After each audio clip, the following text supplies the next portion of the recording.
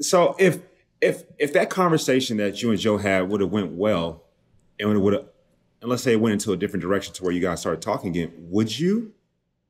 And then, do you think that you guys would have again fell into the same old, I don't want to say trap, but same things you guys have done in the Hmm. past, or No, yeah, initially I thought that conversation was going to be a lot easier. And I think what I didn't expect is I didn't expect to walk down the beach and then to have a conversation with Joe and to be faced with a completely different Joe that I'm used to. Because how can we be the same way that we were? We just can't. It wouldn't have been appropriate. How was he different? So I just felt like there were certain things we couldn't express, couldn't talk about. It wasn't really the closed door talk I expected. I don't really think I got a lot of answers from it. It was kind of like, this is weird and it's going to be weird.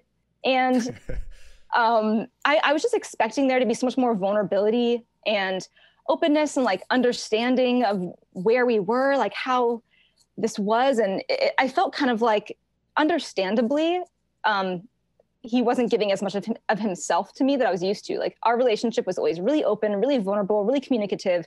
And I didn't really get any of that. So I understand why. It was just a completely different reality. And so that first talk kind of just like shocked me and made the rest of Paradise really difficult. And when I walked down, I wasn't expecting to have feelings come up again.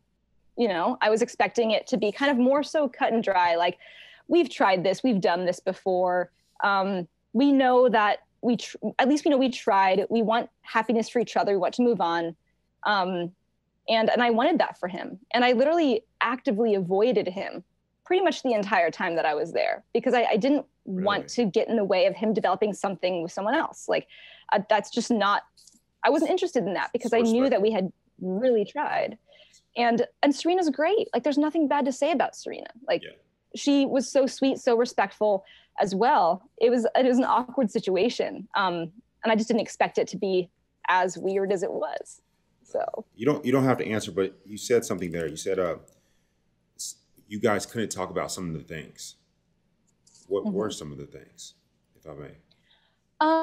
You know, I think like when you go through breakups with people, like it's never just one thing. You know, there's always a lot of reasons why things don't work and little, you know, how it happened after, like, you know, it does get messy because breakups are kind of just like that. And we've always maintained respect for each other. But for me, like, I kind of like to keep more stuff private just because it's just respecting who we are, like in a public space. Ultimately, the biggest reason was logistics, and it was not wanting to live in the same area in a, you know, and so that was what ultimately broke us up.